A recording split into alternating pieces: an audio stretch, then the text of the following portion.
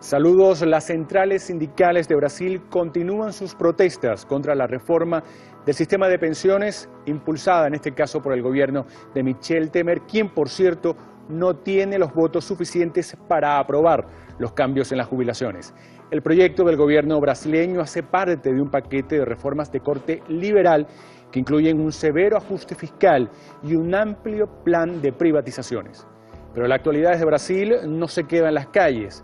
El presidente de Bolivia, Evo Morales, realizó una visita oficial, en este caso a su principal socio comercial en las exportaciones de gas. El gigante de Sudamérica en escena y el gobierno de Temer nuevamente protagonista. Esto es Foro Abierto. Bienvenidos.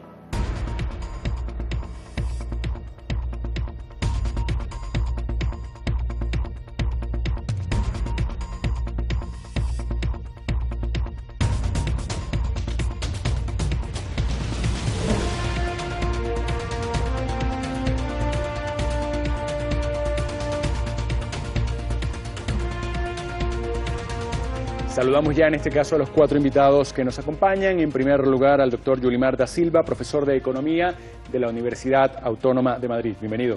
Buenas. También está con nosotros Joao Compasso, director de la revista Posa. Bienvenido. Buenas. Y también José Luis Urosa, abogado y analista. Un placer. Y Paul Victoria, director de educacioneconómica.com. Bienvenido. Buenos días.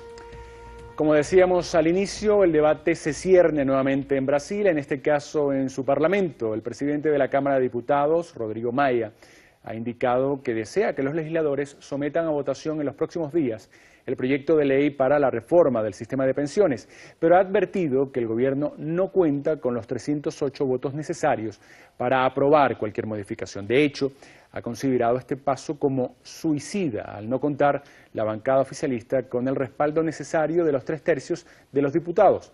Por su parte, el presidente Temer ha indicado que si no es este año, será en el comienzo del próximo, quizá un poco más conciliador que unas semanas atrás, cuando dijo que ni siquiera pensaba en una demora para comienzos del 2018. Primeras valoraciones de nuestros invitados. Comenzamos con Yulimar da Silva. La reforma del sistema de pensiones en Brasil es una reforma absolutamente necesaria por las consecuencias que tiene en la estabilidad de las cuentas públicas. Pero también es verdad que la forma en que se está llevando políticamente está generando una serie de protestas y una serie de dificultades, y también el sistema político brasileño le está dificultando a que el gobierno Temer pueda tener algún éxito en esta reforma. De toda forma, a modo de introducción, considero que es una reforma absolutamente necesaria con algunos retoques que habría que debatir. José Luis Urosa, ¿reforma necesaria? Pues desde mi punto de vista no solo necesaria, sino imprescindible.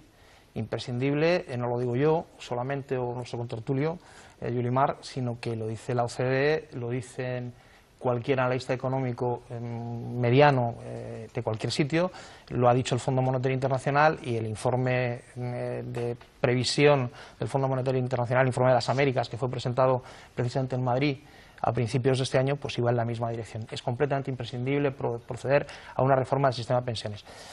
Puede discutirse qué reforma es la necesaria, quiere decir, si esta u otras, pero desde luego la reforma es imprescindible. Decir que políticamente yo creo que va a haber dos intentonas, dos velocidades completamente diferentes. Yo creo que Temer se da cuenta que es completamente imposible sacar adelante ahora mismo, porque no va a reunir la mayoría necesaria, mayoría cualificada que ya has mencionado, en las cámaras, y por tanto yo creo que irá a una reforma, como dicen en Brasil, previsional, de tono mucho más moderada y posible, y yo creo que si la presenta a principios del año próximo, desde luego irá a una reforma previsional probablemente menos ambiciosa, no será la necesaria seguramente, pero menos ambiciosa que la que tiene y con más posibilidades de éxito, con un periodo de negociación de unos meses.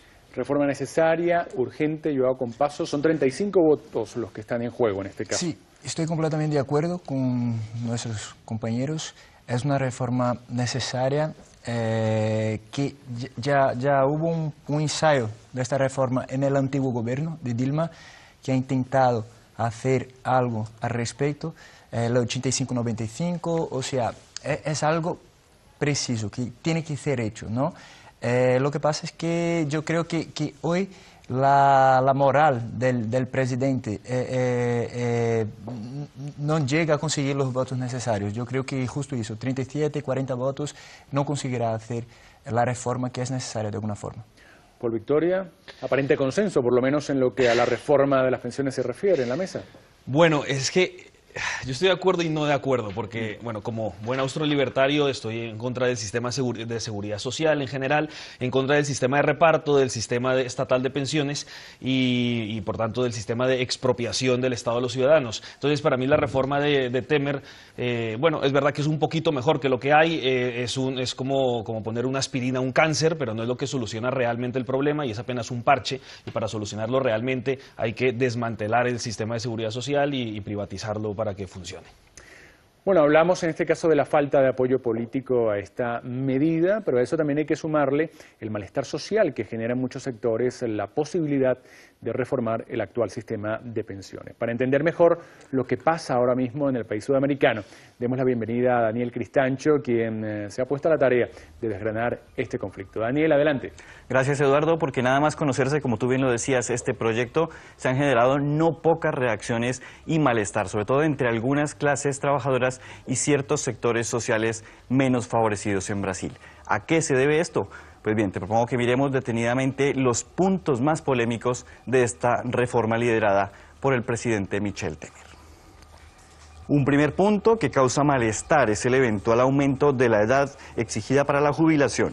El gobierno propone en este caso que las mujeres pasen de 55 a 62 años y que en el caso de los hombres este incremento sea de los 60 a los 65 años. Cabe recordar que ahora mismo los brasileños pueden jubilarse luego de cumplir los 55 años de edad. Este aumento también afectaría a los trabajadores del campo, que recordemos en Brasil integran una categoría específica. Aunque en principio el Ejecutivo había propuesto que la edad exigida para este colectivo fuese de 65 años, el texto que finalmente se dio a conocer habla de 60 años para los hombres y de 57 para las mujeres. Todo esto, claro, siempre que hayan contribuido al sistema pensional al menos durante 15 años consecutivos. Otra modificación que ha generado polémica es el aumento mínimo exigido para la jubilación, que según este proyecto pasaría de 15 a 25 años, 10 años más de cotización. Los trabajadores que cumplan este requisito recibirían una mensualidad correspondiente al 70% de su salario devengado. En ese mismo sentido, el gobierno de Temer aspira a fijar en 40 años el tiempo máximo de cotización, algo que daría un derecho inmediato al cobro del 100% del salario devengado por cada trabajador, el 100% en este caso. Pero quizá una de las cosas que más ha chocado de esta reforma es que en ella no se modificarían los privilegios pensionales de los que ahora gozan los miembros de las Fuerzas Armadas brasileñas. Esta carga pensional, según algunos cálculos que se han hecho hasta el momento, se traduce en un monto anual de unos 10.500 millones de dólares, 10.500 millones de dólares al año. Tampoco entrarían en esta reforma las pensiones de los cargos políticos elegidos antes de 2018, pues quienes los hayan ocupado se acogerían al sistema pensional vigente. Las nuevas disposiciones, Eduardo, solo tendrían en cuenta la situación de los representantes que ocupen cargos oficiales después de este periodo legislativo. Gracias, Daniel. Son parte de los cambios que podría introducir esta ley. Anteriormente hablábamos de la necesidad, de la urgencia o no de esta reforma y también hablábamos de qué tipo de reforma se debería hacer. Yulimar.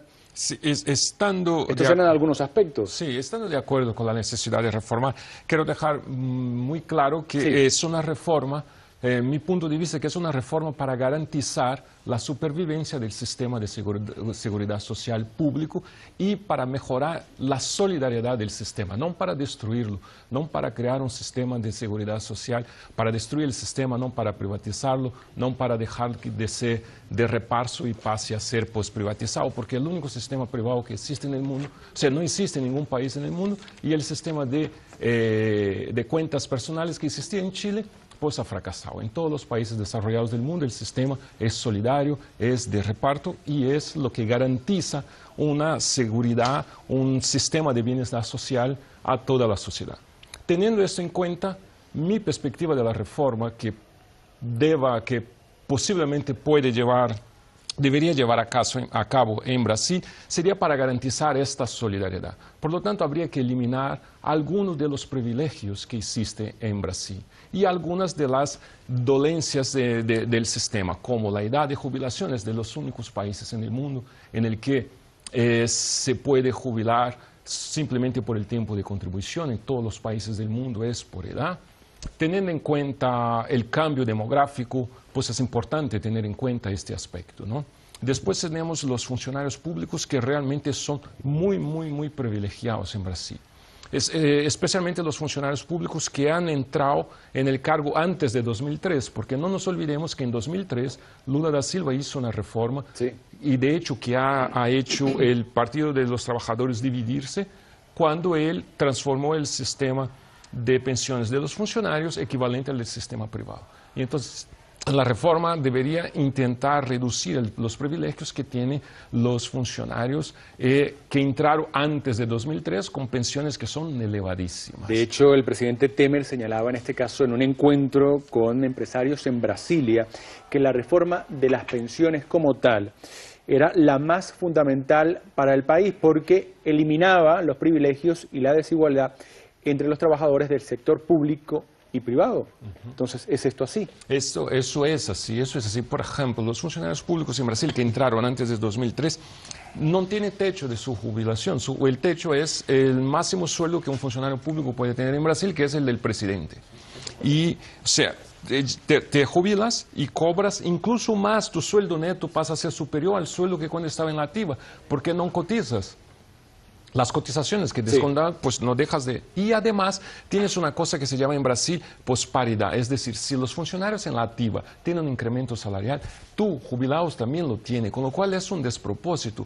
Y además va en contra la esencia, la filosofía de los sistemas de seguridad social, que es garantizar pues un bienestar social y además a la filosofía del sistema de reparto, que es la solidaridad. Vamos a ver qué piensa este lado de la mesa, José Luis Urosa. Sí, yo creo que Yulimar tiene toda la razón y yo daré algunos datos que confirman esta cuestión. Datos que efectivamente la reforma no ha hecho ni ha propuesto cosas que no se hayan hecho en prácticamente la universalidad de sistemas de previsión social del mundo, quiero decir.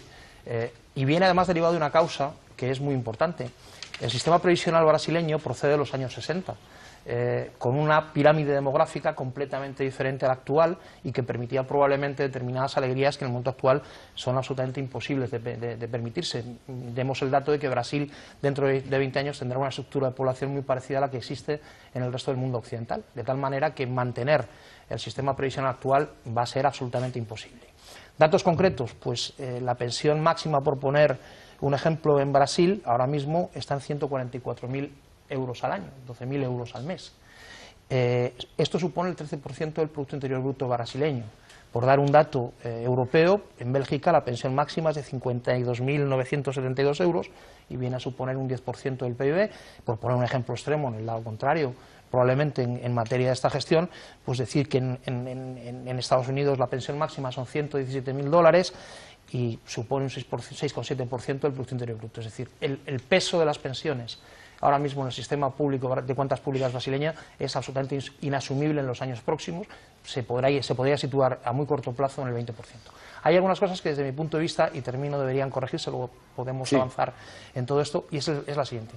En Brasil además existe un problema que es el de que los funcionarios públicos y trabajadores pueden seguir en el sistema de trabajo aunque cobren la pensión, es compatible la realización de actividad privada con la retribución de una pensión, de tal manera que al final la sociedad tiene una doble carga, y a mí me parece que eso, vamos a decir, salvo en excepciones, en situaciones muy excepcionales y por un tiempo limitado, por ejemplo en España es posible efectivamente percibir el 100% de la pensión máxima y dedicarse parcialmente a una segunda actividad, pero durante un tiempo limitado.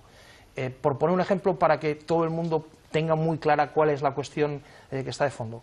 En el caso de un maestro que empezara a trabajar hacia los 22, 21 años, con el sistema actual podría jubilarse a los 50, habiendo cotizado 30 años con el sistema actual, y recibiría, si tenemos en cuenta la esperanza de vida media en Brasil, no menos de 32 años de pensión, pudiendo conjugar esos 32 años de pensión con la actividad privada. Un último dato que quiero y me gustaría dar para poder fomentar un poco el debate, que es un dato también tremendo. La edad de jubilación en este momento en Brasil está en 50 años, poco más. Teniendo en cuenta la esperanza de vida, teniendo en cuenta la pirámide demográfica, es complicadísimo. Y diré una última cosa. A mí me parece que es posible otra reforma a la que se está planteando. Es perfectamente posible. A mí me parece que hay dos derechos que en cualquier sistema de pensiones debe garantizar. Primero, que se corresponda a lo que alguien cobra con lo que ha cotizado. Y en segundo lugar, que si percibe la pensión por lo que ha cotizado, tenga un tiempo limitado de segunda actividad, digamos, en el mercado. Pueden conjugarse sistemas públicos y sistemas privados. Yo creo que la maldad o la bondad no está en el sistema público-privado, está en la gestión que se hace del sistema público o del sistema privado.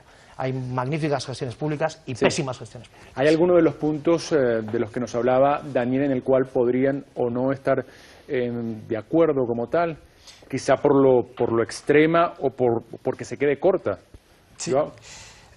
Yo creo que aquí hay la necesidad de discutir sobre la previdencia y yo creo que en esta discusión se ha dejado de fuera, por ejemplo, los militares, que es un tema que pesa en la previdencia.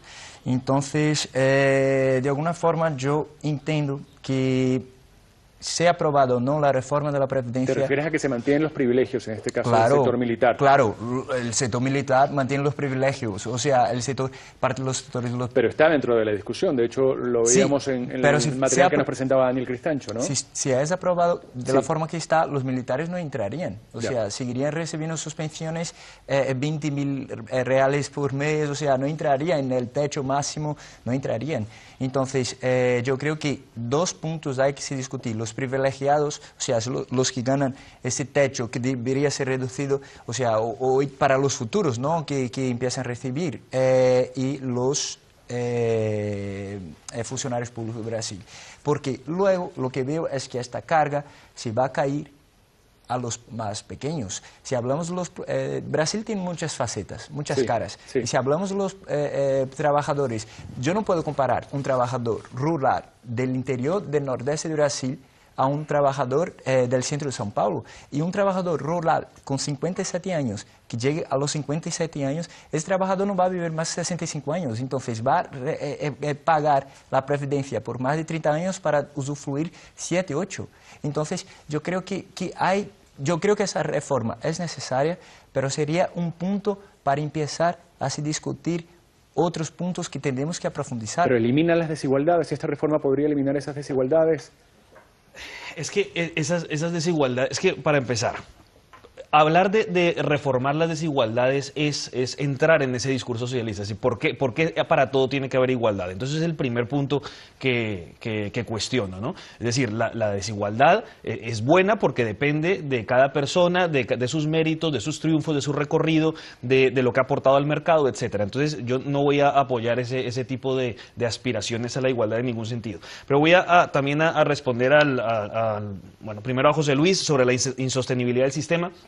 Si usted mismo acepta que hay una insostenibilidad del sistema y que hay una pirámide poblacional que está evolucionando a ser como Europa, entonces, ¿qué es lo que plantea? ¿Cómo se puede resolver? Si no es posible resolverlo, porque no hay dinero con qué pagar esas pensiones, porque uno no está cotizando para el dinero de uno, sino para el de otras personas, y cuando uno es mayor, entonces tiene que depender de la bondad de esos ciudadanos dentro de 2 generaciones que estén pagando las pensiones de uno.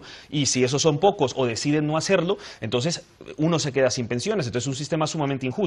Y al señor Yulimar da Silva le diría que, primero, en Chile ha fracasado o medio fracasado el sistema, no por la privatización, sino por las formas como se hicieron esa privatización. Una de ellas es que los chilenos cotizan solo el 10% de sus ingresos, mientras que en España está por encima del 20% de su ingreso mensual, es lo que va para ese sistema, ¿no?, para su pensión.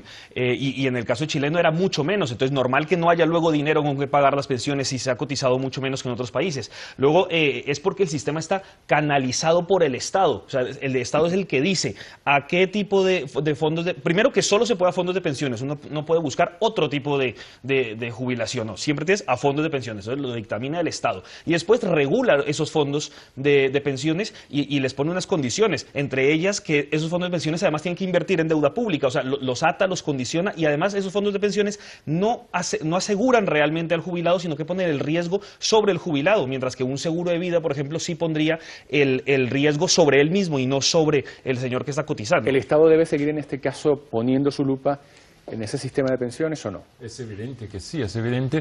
Y pues, un ejemplo, volviendo al Chile, cuando hicieron las reformas, pues los militares dijeron, nosotros no.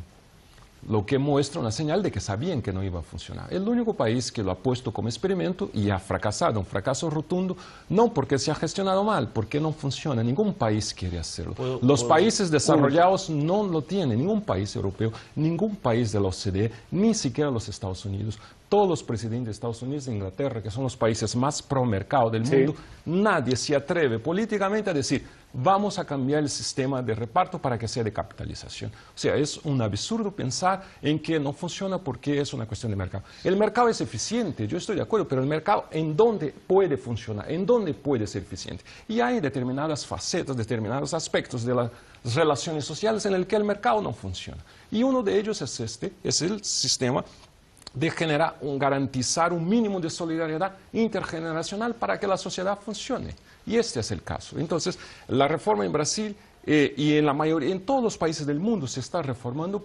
buscando fórmulas para garantizar la sostenibilidad solidaria del sistema, ¿no? Y entonces, sobre todo relacionado con los cambios demográficos, con los cambios industriales, con los cambios salariales, con las productividades. Entonces la sociedad a nivel mundial está buscando fórmulas alternativas para garantizar la sostenibilidad de un sistema que ha generado una ganancia de bienestar en todo el mundo desarrollado. Brevemente, José Luis, sé que querías responder. Muy rápido. Por favor. Vamos a ver, no he hecho una defensa del sistema previsional, ni público ni privado. He puesto encima de la mesa exclusivamente datos. ¿Hay posibilidades de resolver la cuestión desde puntos de vista diferentes a los que hay en la actualidad? Por supuesto. Por supuesto. En España la contribución media por empleado al sistema de previsión social es del 32%, no del 20%, del 32%. Que es el 28 más el 4 del propio trabajador. De tal manera que no va por ahí el tema. Lo que yo diría es un sistema de elección, que aquel que quiera pueda garantizarse el tema privadamente lo haga y que aquel que no quiera y quiera estar en el sistema público también lo haga. Pero con una sola condición, porque el sistema de solidaridad social, y lleva razón en eso Yulimar, solo porque esto no es una cuestión de igualdad o desigualdad. Yo soy un férreo partidario de la desigualdad. Es un problema de justicia. Es una cosa diferente. Y hay gente dentro de la sociedad que por sus condiciones especiales, y más en algunas sociedades que han tenido épocas de crecimiento notable, pero que no ha sido de distribución de renta, sería condenar al hambre y la miseria a mucha gente. Diría otra cosa, que la primera cuestión que tiene que abordar la reforma del sistema previsional brasileño es eliminar los 2.100 sistemas diferentes de jubilación que decía Joao, porque hay 2.100. Entonces, es imposible, el techo de gasto no funcionó, ¿pero por qué no funcionó? Porque con los 2.100 sistemas ha sido completamente imposible que funcionara. A eso iba porque precisamente para nadie es un secreto que la reforma del sistema de jubilaciones podría ser en este caso la más importante de la agenda económica impulsada por el gobierno brasileño, que incluye en este caso un severo ajuste fiscal, un amplio plan de privatizaciones y concesiones. Ya hemos asistido además a la aprobación de ese techo de gasto del cual nos hablaba José Luis Urosa para las próximas décadas, una reforma laboral y una ley de tercerización del trabajo. Pero el Ejecutivo de Temer está encontrando serias dificultades para recabar los apoyos suficientes en el Congreso para precisamente la aprobación de la reforma de las pensiones. Igualmente en el Senado también tendrá que superar 2 votaciones y obtener una mayoría cualificada. ¿Qué está generando tanta reticencia? Si estamos hablando de la importancia y de la necesidad de que se lleve a cabo una reforma de las pensiones. Precisamente hablamos de la necesidad de ese cambio para que por lo menos siga existiendo. Joao. La reforma, la previdencia de alguna forma, cuando aumentas la cantidad de años que un trabajador tendrá para se jubilar, esto suena como una pérdida, ¿no?, de derecho. Entonces no es una medida aparentemente popular. y próximo año tendremos elecciones. Estamos hablando de 27, 28 semanas hasta las elecciones. Entonces, lo que tiene hecho los ¿Ahí podría sindicatos, radicar el principal obstáculo de Temer en el Congreso? Fijo que sí, en mi punto de vista. El principal argumento de los sindicatos y del gobierno, los partidos de izquierda, es que los que votaren a favor van a poner su nombre en los 4 cantos de Brasil y van, o sea, hacer una publicidad muy negativa en ese sentido. Yo creo que hay que pensar, solo contestando una cosilla muy rápida sobre la cuestión de la previdencia social, aportar un dado, que la previdencia social yo creo que falta una gestión más bien hecha, porque, por ejemplo, el año pasado 64 billones, 1.000 millones de reales fueron perdonados en deudas, renuncias fiscales. Eso significa 50% de lo que de la deuda de la previdencia. Entonces, yo creo que una más gestión de la previdencia es lo que podría causar la inestabilidad. Pero yo creo que sería eso. La principal razón sería la cuestión electoral. La cuestión Pero hay algo importante también. La Central Única de los Trabajadores de Brasil sigue amenazando, en este caso, con una convocatoria a huelga general si el gobierno de Temer concreta esa votación para la reforma del sistema de pensiones. El propio gobierno de Temer, en este caso, ha respondido a eso como terrorismo inadecuado, a estas críticas que vienen de diversos sectores de la sociedad a esa reforma de las pensiones. Entonces, si es tan necesaria, vuelvo a reiterar, si en el lado político estamos hablando de que es una cuestión electoral, ¿qué pasa en la calle? ¿Por qué no se apoya? Pues pasa que hay una guerra abierta, ¿verdad?, entre los interlocutores sociales y el gobierno Temer, entre otras cosas, porque el gobierno Temer les quitó un privilegio fundamental, y es el privilegio de la sindicación obligatoria en la reforma laboral. Como les ha tocado el bolsillo, lógicamente reaccionan con virulencia, con la virulencia propia a quien le toca en el bolsillo. Y en segundo lugar, porque la importancia política de los sindicatos en Brasil, no hay que olvidar que en Brasil pues creo que hay ahora mismo del orden de 1.700 sindicatos, es decir, no uno ni dos, sino 1.700. Cuando a alguien le toca en el bolsillo, desde luego, y las posibilidades de crecimiento en burocracias perfectamente organizadas y establecidas, burocracias que en cierta medida son también privilegiadas, ¿verdad?, porque tenían garantizada la financiación a través de la sindicación obligatoria, que suponía un día de trabajo de cada trabajador al mes. Es decir, con lo cual, efectivamente, pues tenían muy garantizada la supervivencia. Eso se lo han tocado. Y ahora la sindicación es voluntaria y no obligatoria. Y en segundo lugar, les han quitado el privilegio parcial de los convenios colectivos. En Brasil ahora mismo, con la reforma laboral, se ha impulsado que el acuerdo entre empresario y trabajador o el acuerdo entre empresa y empresario esté por encima de los convenios colectivos, de tal manera que les han tocado la situación de privilegio. La guerra preventiva, la huelga general preventiva, lógicamente, es un arma de carácter absolutamente revolucionario. Pero entonces es curioso el llamado que ha hecho el propio mandatario brasileño cuando asegura que existe comprensión en la población de su país sobre la necesidad de esa reforma, y además afirma que cuenta con el apoyo de la prensa.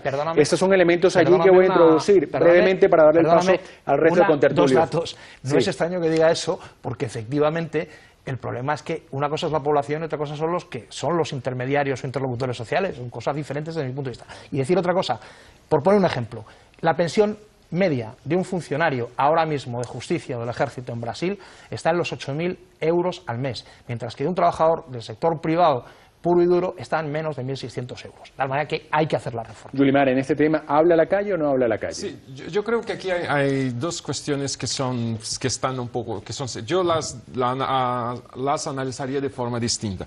Por un lado está los aspectos de la reforma que inciden sobre la calle, que inciden sobre la sociedad, y otro está el papel de los agentes sociales. Los agentes sociales han perdido su lucha y están viviendo un momento muy bajo en Brasil.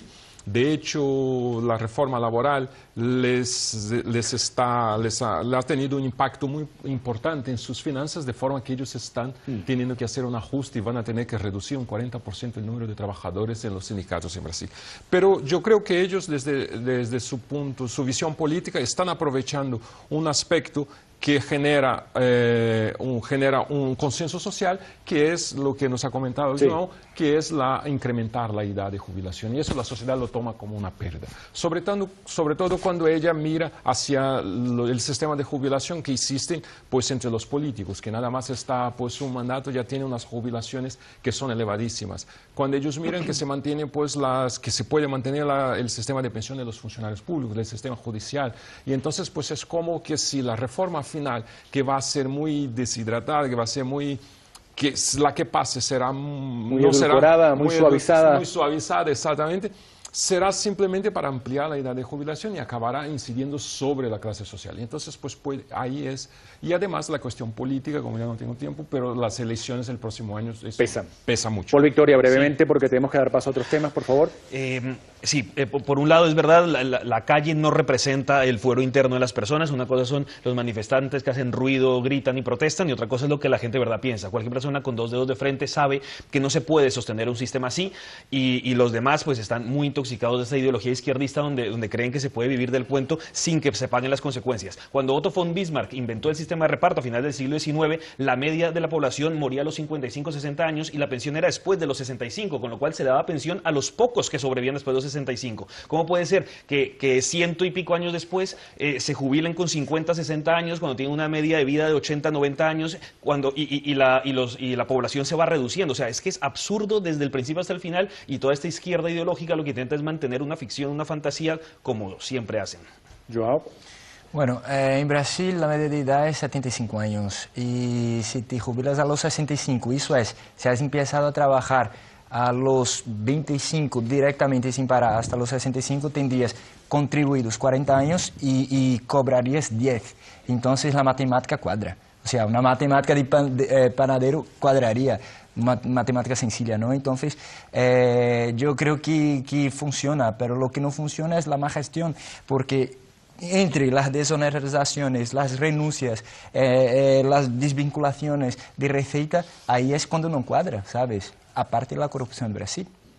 Bueno, ya lo decíamos, un nuevo intento de reforma de las pensiones, que en este caso no ha recibido los apoyos políticos necesarios y cuyas repercusiones han sido reflejadas en la prensa. Regresamos en este caso con Daniel Cristancho, quien ha elaborado un resumen al respecto. Daniel, ¿qué titulares has destacado? Gracias, Eduardo. Una iniciativa que ha ocupado importantes espacios informativos en los últimos días. Vamos a iniciar este resumen de prensa en Europa Press.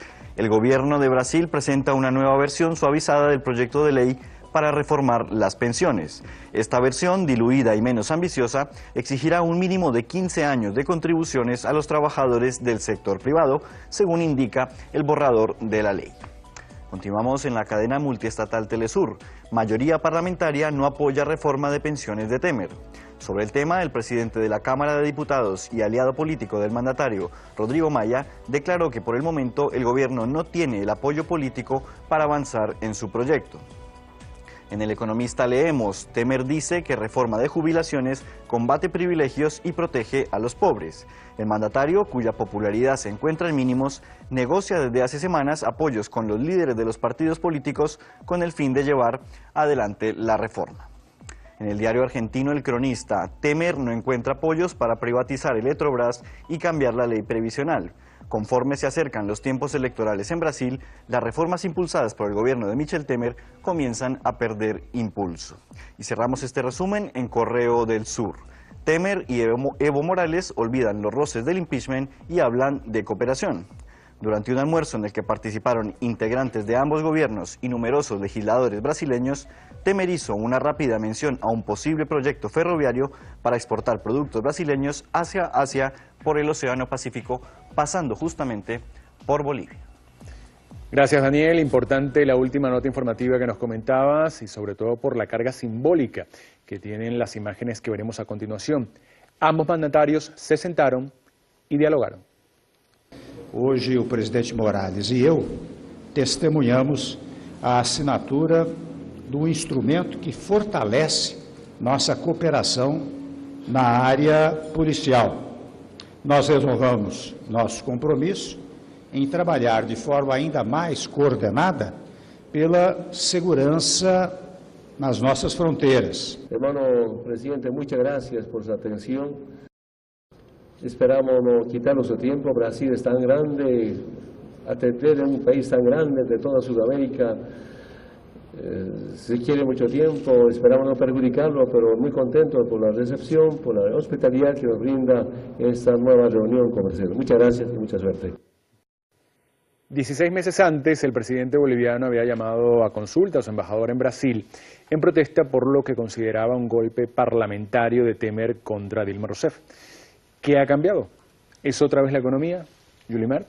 Sí, yo creo que es más que es otra vez la economía, es la necesidad que los dos países vecinos, con una frontera gigantesca, es el país con más frontera, con más extensión fronteriza que tiene Brasil, que tiene Bolivia, por los intereses que existen entre los países, es necesario que estén en contacto, que haya cooperación, que haya un buen diálogo, independientemente del tinte ideológico que existan entre los dos presidentes, que puede existir entre los presidentes de los dos países.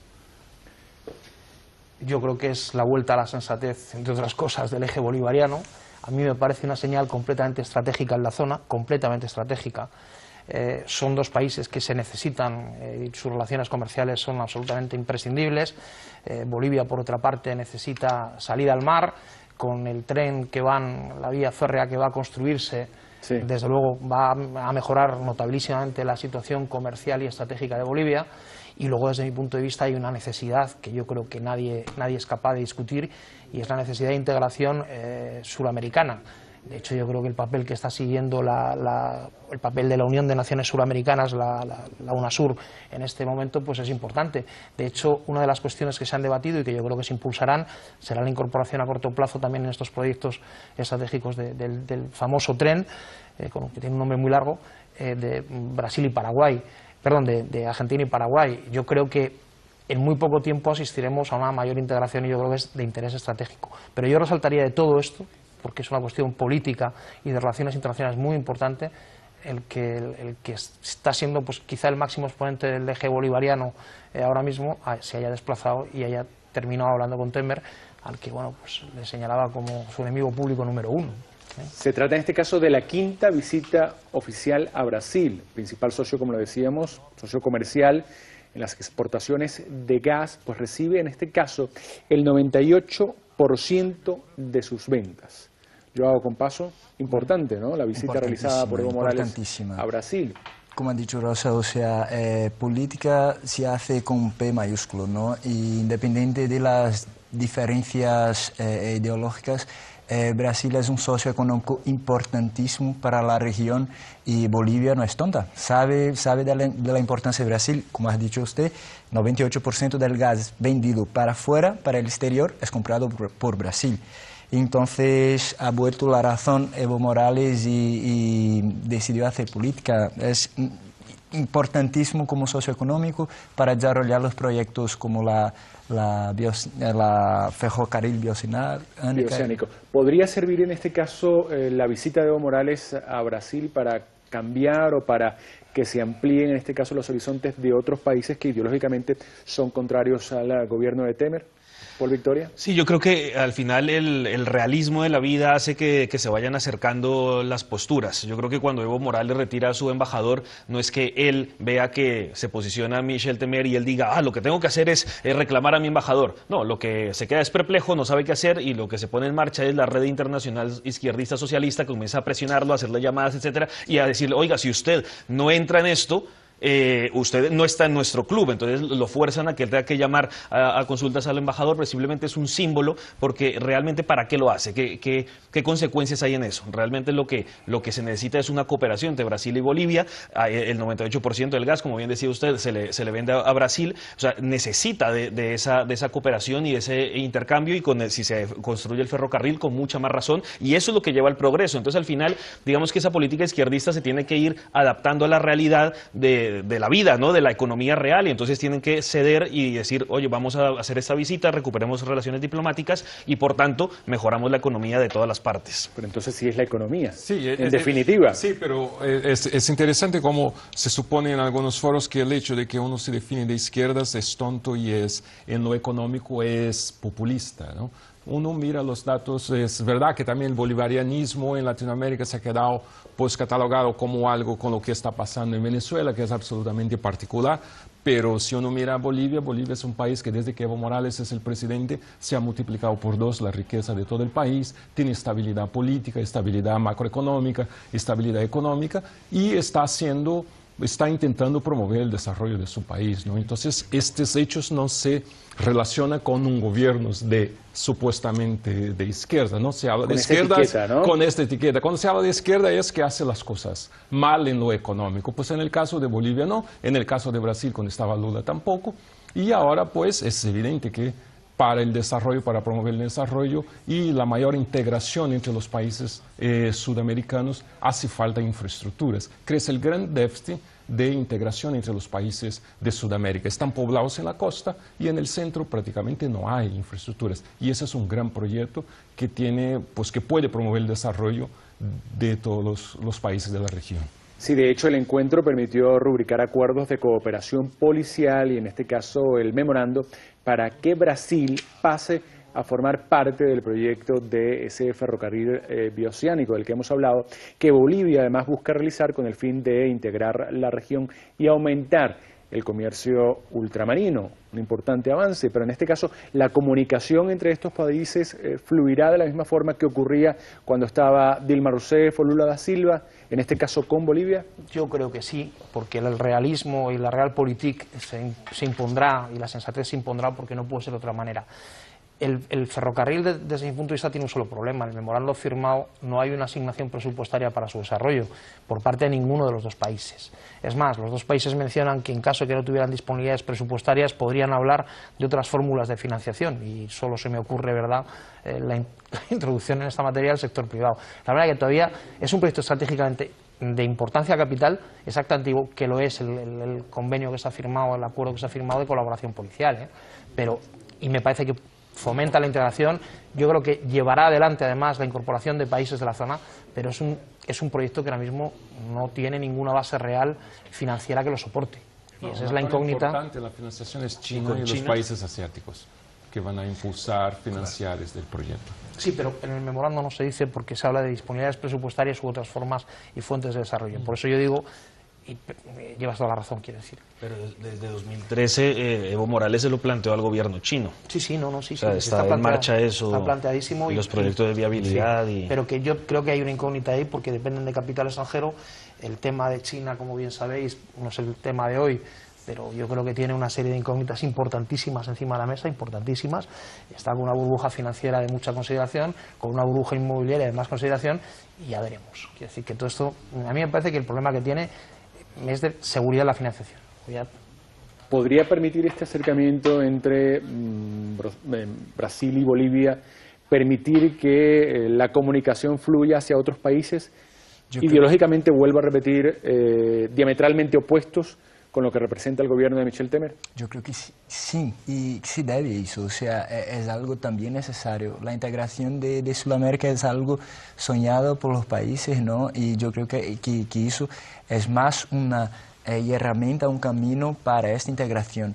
Es necesaria, o sea, para que Sudamérica sea más fuerte tenemos que unirnos, ¿no? Y independiente de la ideología política, tenemos que hacer política juntos.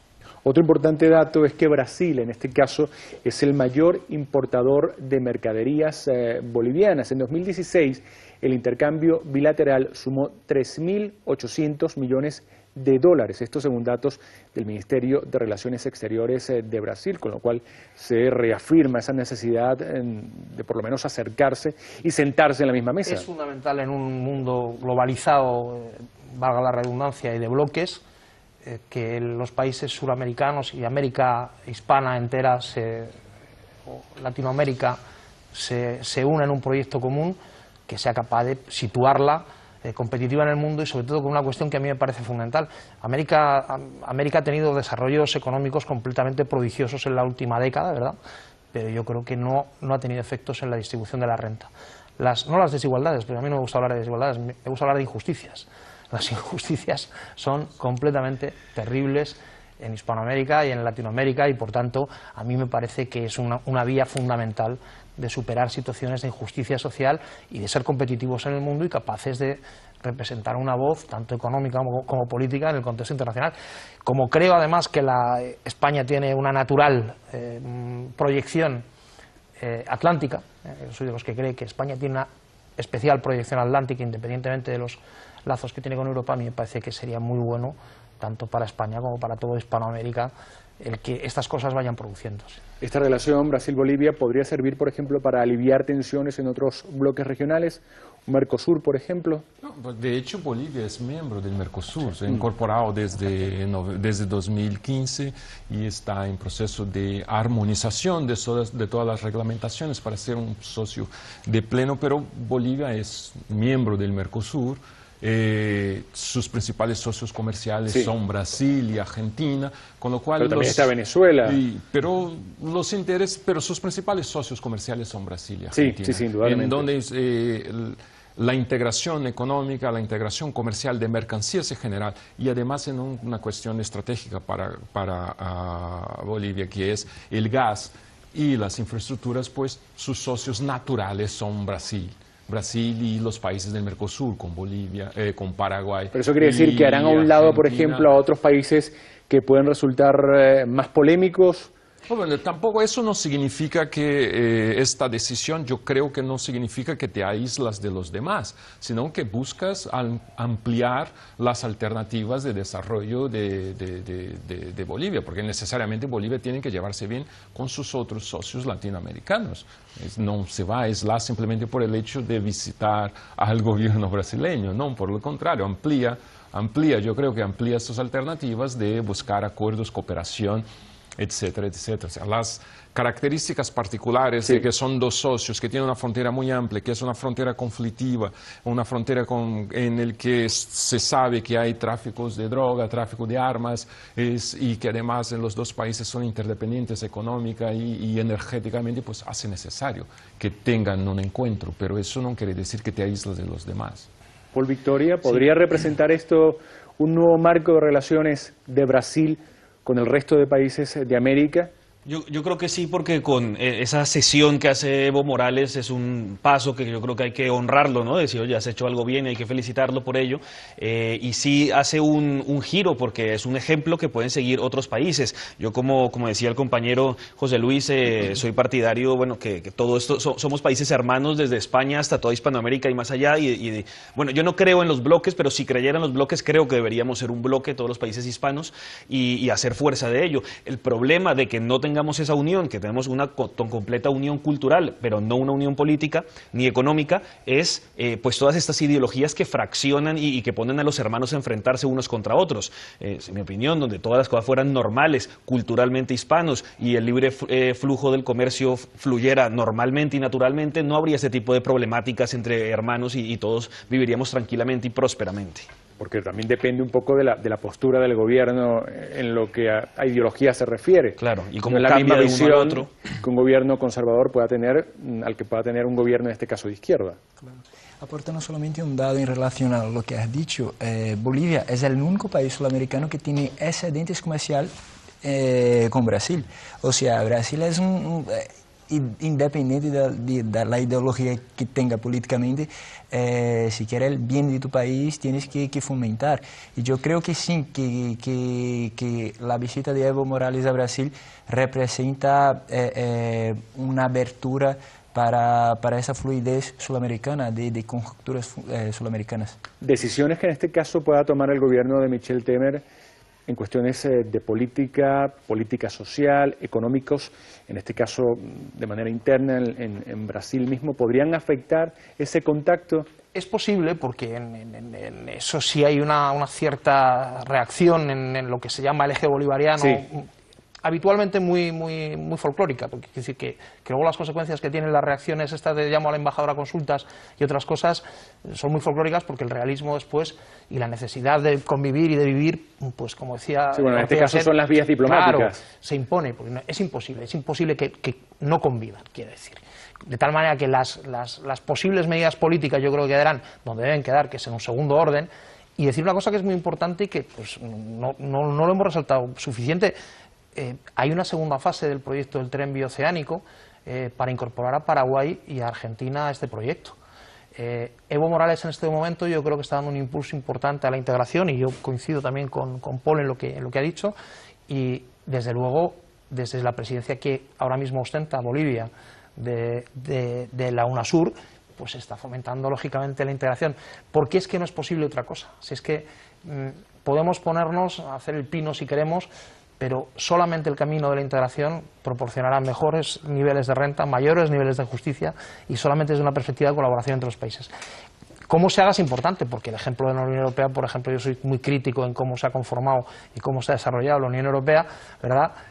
Va a influir desde luego. Y el apoyo o no de China en este caso. Claro, lógicamente, pero todos son, yo creo que es un gigante, había un viejo cantante, el Bravo Molina, el indio cubano que hablaba de la integración hispanoamericana, y Hispanoamérica a mí me parece de un potencial completamente desorbitante, o sea, tremendo. Solo falta que alguien toque la voz y el clarín y que se ponga en marcha. Bueno, parece que en este caso puede ser Evo Morales el que esté marcando un poco la pauta. No, sí, sin dudarlo, porque en una cuestión de relaciones internacionales, de política internacional, de política exterior, el gobierno de Temer está prácticamente paralizado, sobre todo porque desde el inicio era un gobierno provisional, es un gobierno que tiene muchísimo déficit de sostenibilidad interna en el país, tiene que buscar fórmulas para solucionar sus problemas internos, que son los más importantes ahora mismo, por lo tanto, naturalmente ha olvidado la política exterior. Entonces, eso es más bien una aproximación de Evo que una búsqueda del gobierno brasileño por las circunstancias actuales. Bien, ya no nos queda en este caso más tiempo, pero sí nos gustaría consultar en este caso a nuestros panelistas a manera de conclusión sobre lo que ha sido uno de los temas centrales del programa de hoy. ¿Cómo saldrá en este caso librado Temer de esa nueva disputa en el Parlamento y en las calles ante esa propuesta de reforma a las pensiones de la cual hablábamos al inicio del programa? Paul Victoria, brevemente, por favor. Perdón, repítame lo último que me faltó escuchar. ¿Cómo saldrá parado Temer en este caso frente a esa reforma? Sí, es muy difícil de prever porque todos los intereses que hay creados allí, todas las presiones, los lobbies, las protestas, las amenazas que hay contra el gobierno, es muy difícil que él salga bien parado, pero es que siempre tiene que haber alguien, digamos, que se arriesgue a tomar la valentía de hacer algo que a los demás no les gusta, pero que es necesario para el país. Ahí, yo hago con paso una oración, una frase, por favor. Muy interesante, que el gobierno Temer, como tiene una muy baja popularidad, sería el gobierno de las reformas, porque da igual hacer, y para eso viene. José Luis Urosa. Yo creo que la reforma no va a salir aprobada, que va a darse un tiempo de negociación y que va a tener una huelga general preventiva. Yulimar da Silva. Una reforma suavizada, no la necesaria para garantizar la sostenibilidad y la solidaridad del sistema previsional que necesita Brasil. Muchas gracias a nuestros invitados, Paul Victoria, José Luis Urosa, Joao Compasso y Yulimar da Silva. Y así terminamos por hoy, pero les recordamos que de lunes a viernes tienen ustedes una cita con la información en la que nos acompañan diversos puntos de vista. No lo olviden, es Foro Abierto, donde todos tienen la palabra.